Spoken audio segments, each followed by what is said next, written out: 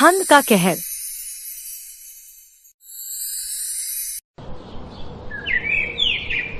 बाहर काफी ठंडी ठंडी हवाएं चल रही थी। ठंड से लोगों के हाथ पैर सुन पड़ रहे थे। यहाँ तक कि लोग अपने घरों में रजाई से बाहर निकलने की भी नहीं सोच रहे थे। वहीं कविता, जो अपनी माँ सुनीता के साथ रहा करती थी, वो एक छोटी मोटी कंपनी में काम करके अपने परिवार का गुजर बसर किया करती। पिता के जाने के बाद उसने ही अपनी माँ की सारी जिम्मेदारी उठाई थी। ऐसे ही एक शाम सुनीता अब अपने हाथों में पूजा की थाली लिए मंदिर जाती है और वहाँ पंडित जी से कहती है, पंडित जी, कविता पूरे 22 साल की हो चुकी है। आखिर कब मेरी बेटी के लिए कोई अच्छा लड़का मिलेगा? मैं तो चाहती हूँ कि वो एक ऐसे घर में जाए जहाँ उसे किसी भी तरह की कोई दिक्कत ना हो, पर अब तक आपने ऐसा कोई लड़का नहीं बताया। ऐसा लगता है आपने मेरी बेटी के लिए कोई रिश्ता ढूंढा ही नहीं। आप और लोगों की बेटियों के रिश्ते लगवा रहे हैं, पर मेरी बेटी के लिए रिश्ता क्यों नहीं आ रहा? जी देखिए सुनीता बहन, मैं मानता हूँ कि मैं और लड़कियों के लिए रिश्ते लेकर आ रहा हूँ और यहाँ तक कि मैं उनकी शादियाँ भी करवा रहा हूँ, पर आप समझने की कोशिश करिए, मैं जिनकी शादी करवा रहा हूँ वह कोई ऐसी वैसी फैमिली नहीं है, बल्कि बड़े बड़े घर के लोग हैं। अब वह लोग दहेज देने को भी तैयार हैं और मेरे पास रिश्ते भी ऐसे ही आते हैं जो खुल्लम खुल्ला दहेज मांगते हैं। लेकिन आपके घर के हालात ऐसे नहीं है कि आप लड़के वालों को दहेज दे सके, ये बात आप भी बेखूबी जानती हैं। और वैसे भी कविता बेटी न सिर्फ आपकी है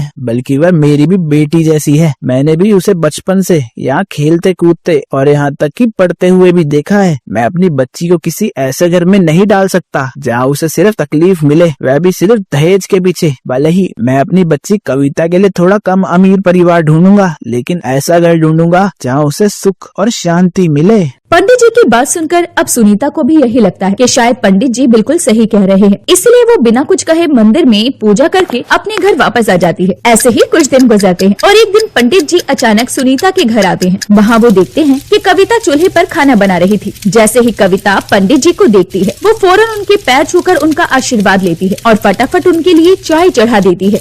पंडित जी, आज आपका यहाँ कैसे आना हुआ? सुनीता बहन, मैंने तुम्हें कहा था ना कि मैं अपनी बच्ची के लिए एक ऐसा रिश्ता ढूंढूंगा जहाँ उसे सुख और शांति दोनों मिले। और देखो, मुझे मेरी बिटिया के लिए एक ऐसा ही घर मिल गया है। वह परिवार ना तो ज्यादा अमीर है और ना ही ज्यादा गरीब, और सबसे अच्छी बात तो ये है कि उनकी दहेज की मांग नहीं है। अरे वाह, ये तो बहुत अच्छी खबर सुनाई है आपने पंडित जी। अगर वो बिना दहेज के शादी कर रहे हैं तो मुझे कोई परेशानी नहीं, क्योंकि आज के जमाने में अगर कोई दहेज नहीं ले रहा तो वो हमारी किस्मत है। पंडित जी की बात सुनकर सुनीता को सुकून मिलता है और इस तरह अमन और कविता का रिश्ता पक्का हो जाता है। समय गुजरता है। गुजरते समय के साथ अमन और कविता की शादी हो जाती है। शादी के बाद कविता अपने ससुराल आ जाती है, जहाँ एक छोटा सा कच्चा मकान था और सुख सुविधा के नाम पर कुछ भी नहीं था। और जब अगली सुबह होती है तो उसके साथ निर्मला चिल्लाती हुई कहती है, अरे ओ कविता, सूरज निकल आया है और तू अभी तक पड़ी है। चल जल्दी उठ, नल से पानी भर कर ला और चूल्हा सुलगा। जाड़ों के दिन है, सब काम टाइम से होनी चाहिए। जी माँ जी, मैं अभी उठती हूँ। बस रात को ठंड की वजह से नींद नहीं आई थी, इसलिए थोड़ी आंख लग गई। नींद कैसे आएगी? महलों की रानी जो ठहरी, अब गरीबी में आई है तो आदत डाल ले। यहाँ रजाई गद्दे नहीं मिलेंगे, इसी पतले कंबल में गुजारा करना पड़ेगा। जा, अब बातें कम बना और काम पर लग जा। कविता कांपती हुई बाहर आती है और कड़ाके की ठंड थी। उसके पास पहनने को एक ढंग का स्वेटर तक नहीं था। वो ठंडे पानी से बर्तन मांजने लगती है। तभी उसका पति अमन वहाँ आ जाता है। अरे कविता, तुम इतनी सुबह इस बर्फ जैसे पानी में हाथ क्यों डाल रही हो? रुको, मैं थोड़ा पानी गर्म कर देता हूँ, फिर तुम काम कर लेना। नहीं नहीं अमन जी, आप रहने दीजिए। माँ जी देख लेंगी तो गुस्सा करेंगी। वो कह रही थी कि हमें गैस बचानी चाहिए। माँ तो पुरानी सोच की है, वो नहीं समझती कि इस ठंड में बीमार पड़ जाओगी। तुम अंदर जाओ और थोड़ा हाथ सेक लो, बाकी का काम मैं देख लूंगा। मुझे बुरा लगता है जब तुम इस ठंड में ऐसे ठिठुरती हो। अमन अपनी माँ से छुपकर कविता की मदद करता है। वो खुद लकड़ियाँ काटता है और चूल्हा जलाने में हाथ बटाता है, लेकिन सास निर्मला की नजर सिर्फ कविता पर टिकी रहती है। और जब वो अंदर से बाहर आती है तो अपने बेटे को काम करते देखकर कहती है, देख रही हूँ मैं बेटा कि तू हाथ बटा रहा है और बहू आराम कर रही है। अमन, तू इसे बिगाड़ रहा है। अगर अभी से काम की आदत नहीं डाली तो ये इस गरीब घर में कैसे रहेगी? माँ, काम करने से मना कौन कर रहा है? पर देखो तो सही, कितनी ठंड है। इसके पास तो ढंग का शॉल भी नहीं है। सोच रहा हूँ कि इस महीने जो मेरी पगार मिलेगी उससे इसके लिए एक अच्छा स्वेटर ले आऊं। अच्छा, घर में खाने को दाना नहीं है और तुझे स्वेटर की पड़ी है? पहले राशन देखेंगे या इसकी फरमाइशें पूरी करेंगे। कविता ये सब सुनकर चुप हो जाती है। उसे दुख होता है कि उसकी वजह से माँ बेटे में बहस हो रही है। वो सूखी रोटी और नमक खाकर दिन गुजारती है पर कभी शिकायत नहीं करती। ऐसे ही समय गुजरता है। एक रात ठंड इतनी बढ़ जाती है कि कविता की कपकपी छूटने लगती है और जब अमन आंखें खोलता है तो वो अपना चादर कविता को उड़ाते हुए कहता है, कविता तुम ये भी ले लो, मुझे ठंड नहीं लग रही। नहीं अमन जी, आप खाली बदन सोएंगी तो बीमार पड़ जाएंगे। आप बहुत मेहनत करते हैं, आपका ठीक रहना जरूरी है। तुम मेरी फिक्र छोड़ो, तुमने अपनी माँ का घर छोड़कर मेरा साथ देने का फैसला किया, ये मेरे लिए बहुत बड़ी बात है। मैं भले ही गरीब हूँ पर वादा करता हूँ कि एक दिन तुम्हें सारी खुशियाँ दूंगा। अभी थोड़े दिन हिम्मत रखो। अमन की बात सुनकर कविता मुस्कुरा देती है और अमन को पकड़कर सो जाती है। अगले दिन कविता की तबीयत बहुत खराब हो जाती है। ठंड की वजह से उसे तेज बुखार चढ़ जाता है। अमन परेशान हो जाता है पर घर में दवाइयों के पैसे नहीं होते। तभी अमन अपनी माँ के पास जाता है और कहता है, माँ देखो कविता को कितनी तेज बुखार है, इसे डॉक्टर के पास ले जा रहा हूँ। अरे थोड़ा काढ़ा पिला दे, ठीक हो जाएगी। डॉक्टर के पास जाएगा तो वो सैकड़ों रुपए ऐंठ लेगा। नहीं माँ, पैसे आज नहीं तो कल आ जाएंगे, पर अगर कविता को कुछ हो गया तो मैं खुद को कभी माफ नहीं कर पाऊंगा। और आप कैसी माँ है? अरे आपने ही तो मेरी शादी कविता से करवाई है ना, वह भी बिना दहेज के। अब जब शादी करके वह इस घर में आई है तो आपके साथ साथ मेरी भी जिम्मेदारी बनती है कि हम उसका ख्याल रखें। मैं जानता हूँ जितनी सख्ती आप दिखा रही है उतनी सख्त आप है नहीं। आखिर क्यों आप हर वक्त कविता को अपनी नजरों पर चढ़ाई रहती हैं? क्यों उसे अपनी ममता नहीं दे रही? बेचारी क्या नहीं करती। आज जब वह बीमार है तो आप इस तरह कह रही हैं। बेटे की बात सुनकर अब निर्मला को भी ये एहसास होता है कि वो कितनी गलत थी। तो वो अपनी सबसे कीमती घड़ी बेचकर दवाई लाता है। जब कविता को होश आता है तो वो देखती है कि अमन उसके पास बैठा उसके पैर दबा रहा है।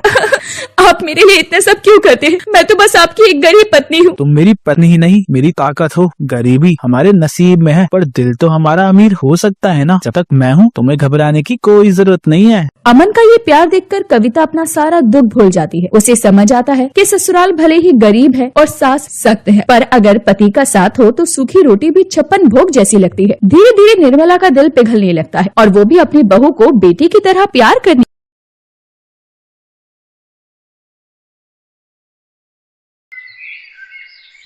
टीवी पर लगातार बारिश और बाढ़ की खबरें दिखाई जा रही थी। मोहन भी मजदूरी का काम करने शहर गया हुआ था।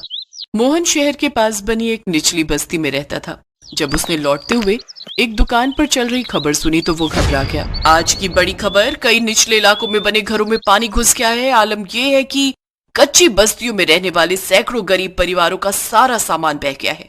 यहाँ तक कि लोगों के पास आटा, नमक और खाने का राशन भी नहीं बचा। कई लोगों को अपने रिश्तेदारों के घर जाकर रात गुजारनी पड़ रही है। जल्दी से जल्दी सब लोग निचली बस्तियों को खाली कर रहे हैं।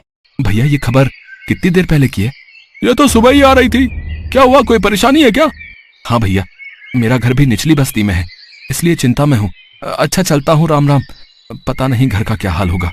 कब से सोच रहा था छत ठीक करवा लूं, पर क्या करूं, बारिशों में कोई मजदूरी का काम ही नहीं देता। थोड़ा सामान खरीद कर घर ले जाता हूँ। पता नहीं ज्यादा बारिश बढ़ गई तो कुछ खाने पीने को भी मिले या नहीं। मोहन परेशानी की हालत में अपने आप से बातें करता हुआ जल्दी जल्दी कदम बढ़ा रहा था। बारिश की वजह से शहर की सड़कों पर भी पानी भर गया था। मोहन के पास 100-200 रुपए थे, जिनका वो खाने पीने का सामान खरीद कर घर पहुंचता है। उसकी पत्नी और बच्चे घर में घुसे पानी को बाहर फेंक रहे थे। सावित्री रुको, मैं तुम्हारी मदद करता हूँ। लाओ बाल्टी मुझे दो। कितनी देर से बारिश आ रही है, रुकने का नाम ही नहीं ले रही। बारिश रुक जाए तो थोड़ा पानी घरों से नीचे उतर जाएगा। चिंता मत करो सावित्री, अब तो रात का समय है। हम कल सुबह ही शहर चले जाएंगे। यहाँ रहना अब खतरे से खाली नहीं। पूजा, बिट्टू, ये लो बच्चों, ये खाने का सामान लाया था, इसे वहाँ सूखी जगह पर रख दो। मोहन और सावित्री काफी देर तक घर से पानी निकालने का प्रयास करते हैं। कुछ देर बाद बारिश रुक जाती है। माँ बापू, बारिश रुक गई। अगर रुकी रहे तो कोई परेशानी नहीं होगी, फिर से शुरू हो गई तो हमें ये जगह खाली करके जाना ही होगा। ये लो, थोड़ा सा खा लो। जब से आए हो तब से तुमने कुछ भी नहीं खाया। अरे मोहन, अरे सामान बांध ले, पता नहीं कब हमें यहाँ से जाना पड़े। सब लोग बस्ती के बाहर बने बड़े पुल पर जा रहे हैं। हाँ बांध रहा हूँ, बस थोड़ा कुछ खा लूं। सुबह से कुछ भी नहीं खाया है। सुबह तक देखते हैं क्या होगा। अगर जरूरत पड़ी तो सामान बांध ही लेते हैं, जल्दी जल्दी निकल जाएंगे। सावित्री सारा सामान बांध लेती है और सुबह होने का इंतजार करते हैं। मोहन थका हुआ था, इसलिए उसे लेटते ही गहरी नींद आ गई। बच्चे भी वहीं सो गए। सुबह सावित्री की आंख खुली तो उसने देखा कि उनकी खटिया के आसपास ढेरों पानी भरा हुआ है और लोग भागा दौड़ी मचा रहे हैं। अरे मोहन भैया जल्दी चलो, अरे निचले इलाके में बारिश के कारण बाढ़ आ गई है, हमें जल्दी ही पुल पर पहुंचना होगा। सावित्री जल्दी बच्चों को उठा वरना बहुत देर हो जाएगी। बाढ़ का पानी बढ़ता ही जा रहा है और बारिश भी तेज हो गई है। पूजा बिट्टू उठो बच्चों, हमें यहाँ से जाना होगा। सावित्री, सारा सामान बाढ़ के पानी में भीग चुका है। अब कुछ भी ले जाना खतरे से खाली नहीं। बस किसी तरह अपनी जान बचा लेते हैं। चल तू पूजा का हाथ पकड़, मैं बिट्टू का हाथ पकड़ता हूँ। अभी मोहन बिट्टू का हाथ पकड़ने आगे ही बढ़ा तभी मकान की छत टूटकर नीचे गिर गई और छत का एक टुकड़ा बिट्टू के सिर में जा लगा। बिट्टू के सिर से खून बहने लगा। बिट्टू बेहोश हो गया। बिट्टू मेरे बच्चे, सुनो जी कुछ करो, बिट्टू के सिर से खून बह रहा है, ये आंखें भी नहीं खोल रहा। घबरा मत सावित्री, बिट्टू को कुछ नहीं होगा, मैं कुछ करता हूँ। बारिश में बाढ़ के गहरे पानी में मोहन इधर उधर सबसे मदद मांगने लगता है। ओ भैया, तुम उस ओर जा रहे हो तो किसी डॉक्टर को भेज देना भैया, तुम्हारी बड़ी मेहरबानी होगी। अरे भाई, इतनी बारिश में इस बाढ़ के पानी में कोई डॉक्टर नहीं मिलेगा। सब शहर में रहते हैं, यहाँ निचले इलाके में कोई डॉक्टर नहीं आएगा। भैया यहाँ डॉक्टर मिलना बहुत मुश्किल है। एक काम करो, तुम पुल तक पहुँच जाओ, हो सकता है वहाँ कोई सुरक्षा कर्मी मिल जाए। हाँ, ये ठीक रहेगा, मैं अभी जाता हूँ। हे भगवान, मेरा बच्चा, उसकी रक्षा करना प्रभु। बाढ़ के पानी में तैरता हुआ मोहन पुल तक पहुंचने की कोशिश कर रहा था। उधर सावित्री का रो रो कर बुरा हाल था। बिट्टू की तबीयत बिगड़ती जा रही थी। घर में पानी भरा हुआ था और खून से लथपथ बिट्टू बेहोश पड़ा था। कहाँ रह गए जी, जल्दी आओ, हमारे बिट्टू की तबीयत बिगड़ती जा रही है। मेरे बच्चे आंखें खोल, इसका तो बदन बुखार से तप रहा है। हे ईश्वर, अब तो आप ही का सहारा है, इन्हें जल्दी से भेज दो। मोहन किसी तरह पुल तक पहुंचता है पर वहां भी भगदड़ मची हुई थी। भैया, यहाँ पर कोई डॉक्टर मिलेगा कहीं? तुमने कोई आसपास डॉक्टर देखा है? नहीं भैया, और यहाँ कोई डॉक्टर नहीं मिलेगा। इतनी भीड़ में तुम्हें लगता है कि कोई डॉक्टर मिलेगा? अरे बाढ़ की वजह से हम गरीबों का कितना बुरा हाल है। सब इधर उधर अपने परिवार को ढूंढने में लगे हुए हैं, कहीं भी कोई डॉक्टर नहीं दिखाई दे रहा। भगवान मदद करो, मुझ गरीब पर दया करो, मेरी मदद करो। अचानक भीड़ में से एक डॉक्टर मोहन को रोता हुआ देख लेता है। अनुराधा, तुम बच्चों के साथ रहो, मुझे उस मजबूर पिता के साथ जाना होगा। लगता है उसका बच्चा बीमार है। पर इससे आपकी जान को भी खतरा हो सकता है। निचले इलाके में बाढ़ का पानी ऊपर तक आ गया, अगर आपको कुछ हो गया तो? अनुराधा, मैं एक डॉक्टर हूँ। मेरा सबसे पहला कर्तव्य यही है कि मैं अपनी जान की परवाह किए बिना किसी की जान बचाऊं। अगर मैं आज इस गरीब मजदूर पिता के साथ नहीं गया तो कल मैं अपने पेशे और अपने समाज से आंखें नहीं मिला पाऊंगा। कुछ देर बाद सुरक्षा कर्मी आएंगे, तुम उनके साथ घर लौट जाना। मैं किसी न किसी तरह वापस आ जाऊंगा। उस डॉक्टर का नाम राकेश था। वो दूसरे शहर से वापसी आ रहा था। अचानक उसकी गाड़ी पुल पर भीड़ में फंस गई। आगे का पुल टूट चुका था, इसलिए कोई भी सहायता के बिना शहर तक नहीं जा पा रहा था। इसी बीच जब डॉक्टर राकेश ने मोहन को रोते बिलखते डॉक्टर के लिए पूछते देखा तो उससे रहा नहीं गया और अपना फर्ज निभाते हुए वो मोहन के पास पहुंचा। सुनो, मैं डॉक्टर हूँ, तुम्हारा बेटा कहाँ है? मुझे जल्दी से ले चलो। आप डॉक्टर हो? हे भगवान, आपका लाख लाख शुक्र है। आप मेरे साथ कैसे जाओगे डॉक्टर साहब? आगे पानी भरा हुआ है, मेरा घर निचले इलाके में है। चिंता मत करो, मुझे तैरना आता है, मैं तैर कर तुम्हारे साथ चलता हूँ। आपकी बहुत बहुत मेहरबानी डॉक्टर साहब। इस मुसीबत की घड़ी में आप मेरे लिए अपनी जान खतरे में डाल रहे हो। भगवान आपका भला करे डॉक्टर साहब। वो उस तरफ मेरा घर है, आइए डॉक्टर साहब, वहाँ उस तरफ। डॉक्टर राकेश को तैरना आता था। बड़ी मुश्किल के साथ वो मोहन के साथ उसके घर तक पहुंचते हैं। बिट्टू की हालत बहुत नाजुक थी। डॉक्टर राकेश ने जल्दी जल्दी बिट्टू का इलाज करना शुरू किया। आसपास घर में पानी भरा हुआ था, हर तरफ परेशानी ही परेशानी। फिर भी डॉक्टर राकेश ने हिम्मत नहीं हारी। अपना फर्ज निभाते हुए डॉक्टर राकेश ने बिट्टू का पूरी तरह इलाज किया। कुछ समय पश्चात बिट्टू को होश आ गया। बारिश अब तक थम चुकी थी। पानी धीरे धीरे घरों से उतरने लगा, पर घरों की हालत बहुत खराब थी। सब सामान बह चुका था। लोग इधर उधर भूखे प्यासे घूम रहे थे। घबराने की कोई बात नहीं है मोहन, मैंने सुरक्षा कर्मियों को फोन मिला दिया है, वो कुछ देर में यहाँ आ जाएंगे। उनकी तरफ से सभी निचले इलाकों के लोगों को पूरी मदद मिल जाएगी। अच्छा, अब मैं चलता हूँ, बिट्टू को समय पर दवा। जैसे डॉक्टर राकेश जाने लगता है, मोहन उनके पैरों में गिर जाता है।